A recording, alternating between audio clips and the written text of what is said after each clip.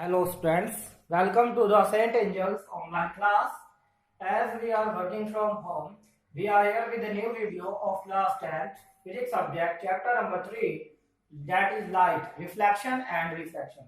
तो बच्चों, प्यारे बच्चों, हमने लास्ट वीडियो में क्या देखा था? हमने कुछ टर्म्स पढ़े थे, ठीक है, रिलेटेड टू स्फेरिकल मिरर्स, जो कि क्या क्या थे?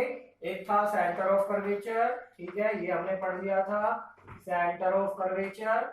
ठीक, उसके बाद हमने पढ़ा था पोल क्या होता है, पोल P रिप्रेजेंटेड बाय P।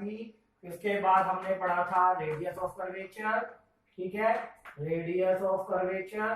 तो ये सारे टर्म्स हमने पढ़ लिए थे, ठीक है, लास्ट वीडियो में। अब हम क्या करेंगे, कुछ साइन कन्वेंशन भी हमने पढ़े थे, वहां तक हमने पूरा कर लिया था, ठीक है। अब हम क्या करेंगे, मैं एक यहाँ पर पढ़ने जा रहे एक नया topic, that is relation between focal length and radius of curvature. Relation between focal length and radius of curvature, focal length and radius of curvature C. इनके बीच में क्या रिलेशन है वो हम देखने जा रहे हैं, ठीक है। ये जो रिलेशन होगा ये दोनों मिरर्स के लिए एप्लीकेबल होगा, चाहे वो कॉनकेव मिरर हो या फिर कॉन्वेक्स मिरर हो, ठीक है। सपोज कीजिए ये मैंने कौन सा मिरर बनाया, जिसे कॉनकेव मिरर, ये कॉनकेव मिरर है।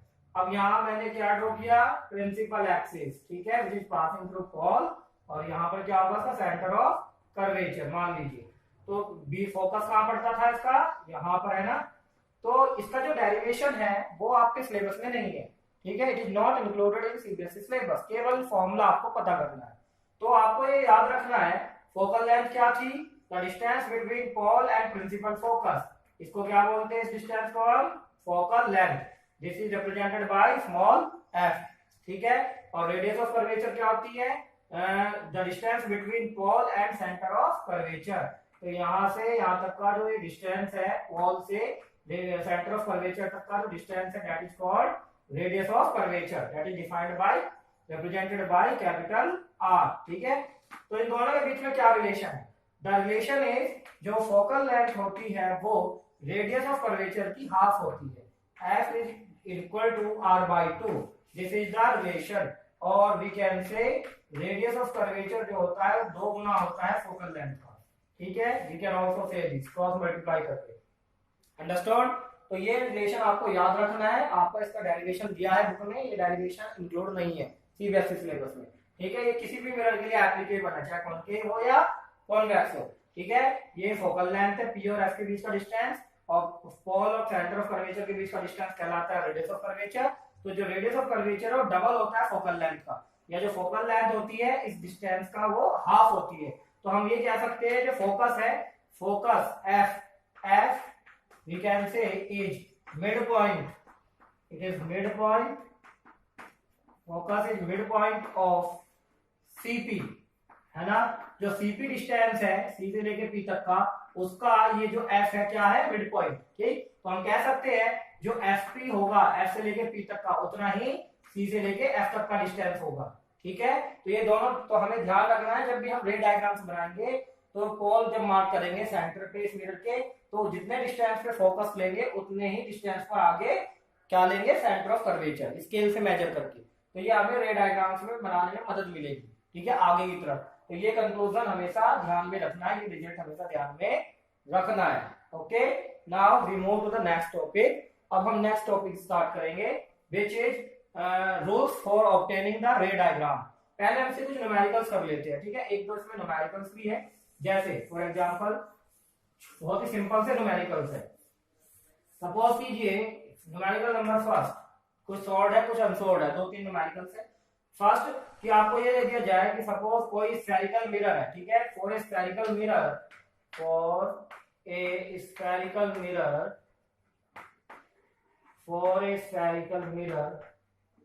ठीक है, क्या होगा, स्फेरिकल मिरर के लिए, मान किसी स्फेरिकल मिरर के लिए फोकल लेंथ सपोज इसकी दे रखी है -10 सेंटीमीटर। तो व्हाट इज इट्स, आपसे पूछेगा what is its radius of curvature, find its radius of curvature, क्या होगी, कौन सा फॉर्मूला यूज करेंगे, ये वाला formula, find its radius of curvature. ठीक है, तो रेडियस ऑफ कर्वेचर क्या होगा भाई, तो रेडियस ऑफ कर्वेचर का जो फॉर्मूला है वो हम इससे देखेंगे, 2 times of focal length, 2 into s। तो फोकल लेंथ कितनी है स्फेरिकल मिरर की, दिस, तो 2 into s कितना, -10, that is equal to -20 centimetre. तो रेडियस ऑफ कर्वेचर डबल हो जाएगा, 20 हो जाएगा, अगर फोकल लेंथ 10 है तो, और अगर रेडियस ऑफ कर्वेचर 20 है तो फोकल लेंथ हाफ हो जाएगी इस फॉर्मूले के अकॉर्डिंग। प्लस माइनस क्या बताता है, प्लस माइनस ये बताता है बेटा नेचर, ये जो प्लस माइनस होता है ये बताता है नेचर ऑफ स्फेरिकल मिरर। अगर फोकल लेंथ देखो नेगेटिव दे रखी है तो फोकल लेंथ नेगेटिव कब आएगी, देखो मैंने कल आपको साइन कन्वेंशन बताए थे, जब हम इस डिस्टेंस को मेजर करेंगे, पी से स्टार्ट करेंगे, सारे डिस्टेंस हम स्टार्ट करते हैं पी से, पहला साइन कन्वेंशन था, all distances are measured from pole, और फिर हम फोकस तक जाएंगे तो कहां चलेंगे, लेफ्ट में, है ना, पी से लेफ्ट में जाएंगे एफ तक। तो जब हम लेफ्ट में चलते हैं तो वो डिस्टेंस हम कैसे लेते हैं, नेगेटिव, तो फोकल लेंथ, और पी से एफ तक का जो डिस्टेंस है वो एफ है, फोकल लेंथ स्मॉल है, तो वो नेगेटिव इसलिए लिखा हुआ है। तो ये किसके लिए होगा, कॉनकेव मिरर के लिए। ये कौन सा मिरर बनाया मैंने, कॉनकेव, तो कॉनकेव मिरर के लिए जो फोकल लेंथ होगी वो नेगेटिव होगी, और for convex mirror, convex mirror के लिए पॉजिटिव होगी। For convex mirror focal length will be positive. ठीक है, क्यों, क्योंकि देखो इसकी जो अंदर की साइड पॉलिश होती है ना, ये होता है हमारा कॉन्वेक्स मिरर, इसका जो फोकस होता है पीछे होता है, और सेंटर ऑफ कर्वेचर यहाँ पर, तो फोकस इसका, और यहाँ पोल, तो फोकस अभी भी सेंटर ऑफ कर्वेचर और पोल के मिड पॉइंट पर लाई करेगा। ठीक है, रिजल्ट वही सेम होगा इसके लिए भी। तो अब क्या होगा, जब हम पी से एफ तक जाएंगे, फोकल लेंथ मेजर करेंगे, तो इस बार पी के राइट में जाएंगे, तो जब हम राइट में चलते हैं तो क्या साइन लेते हैं, पॉजिटिव, इसलिए इसकी फोकल लेंथ कैसी होती है, पॉजिटिव। ठीक है, तो ये कुछ क्वेश्चन है। अब हम नए टॉपिक पे, अब नेक्स्ट टॉपिक पे मूव करते हैं। तो what is our next topic, rules for the image formation. अब हम पढ़ेंगे rules for the image formation. वो क्या होंगे वो हम पढ़ते हैं। Rules for the image formation, ठीक है, what are the rules for the image formation. देखिए अब हमारा नेक्स्ट जो टॉपिक है वो क्या होगा, rules for the image formation. Rules for image formation, ये दोनों के लिए आपको बताऊंगा, कॉन्वेक्स के लिए भी और कॉनकेव के लिए। रूल्स फॉर इमेज फॉर्मेशन,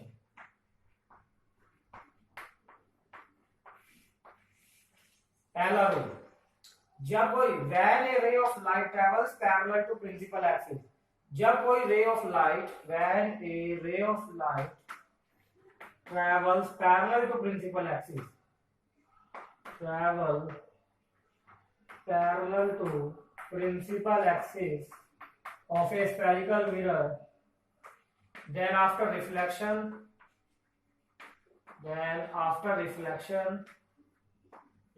के बाद it passes through focus or appears to pass through focus, it actually pass or appears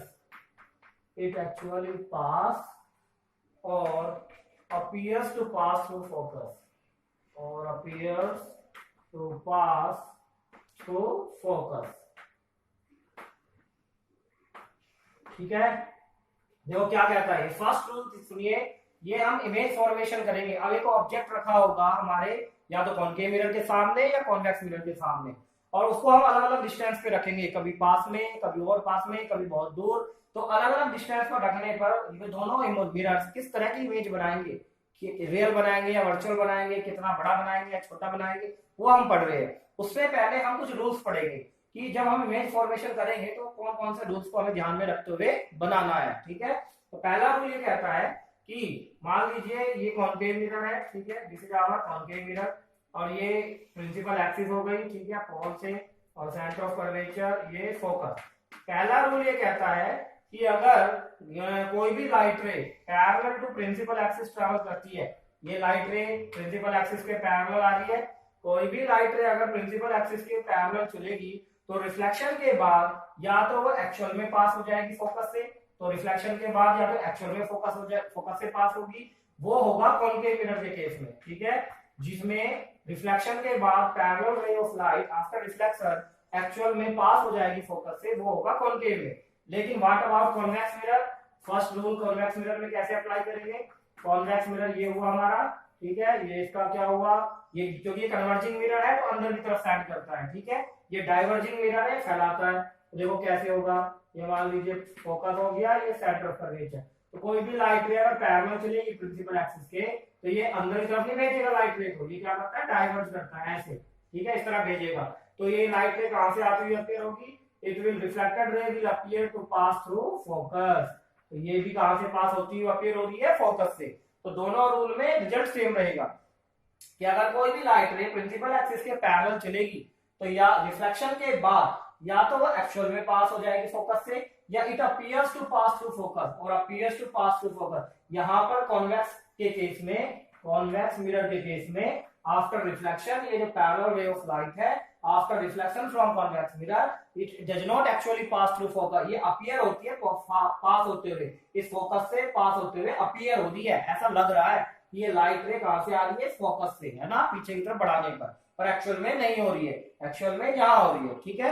तो ये दोनों, ये फर्स्ट रूल हुआ दोनों के लिए। अब हम सेकंड रूल की बात करेंगे। सेकंड रूल इन दोनों का जस्ट अपोजिट है और कुछ नहीं। तो in next video we will discuss next rule. Till then thank you very much.